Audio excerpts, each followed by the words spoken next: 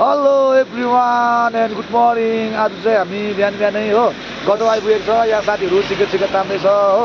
आज चाहिँ गटोमा यति बेसी हिउँ परेछ कि तपाईँहरूलाई देखाउँछु। यहाँको हिउँ चाहिँ हामी चाहिँ यहाँ खादा फलसम्म चाहिँ आइपुग्यो हो। अन्त साथीहरूको लागि त्यहाँ बसेको छ। हामी यहाँ खादा फल चाहिँ यस्तो चाहिँ तपाईँले हेर्नु सक्नुहुन्छ हो। अन्त एक्चुअली हामी ड्राइभरहरू भाग्यमानी हो होइन, यस्तो सिनहरू हेर्नु पाउँछ मजाले होइन। यस्तो सिन हेर्नु त यहाँ नसिबमा हुनुपर्छ होइन।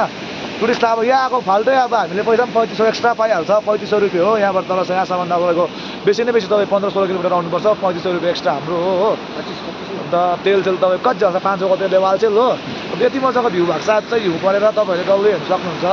र जति सक्दो तपाईँहरूले यो भिडियोमा तपाईँले लाइक कमेन्ट चाहिँ गरिदिनुहोस् होला होइन। तपाईँले लाइक कमेन्ट गर्नुभयो भने तपाईँले प्रत्येक नर्थ सिक्किमको भिडियो अपडेट तपाईँले मेरोबाट पाउनुहुनेछ हो।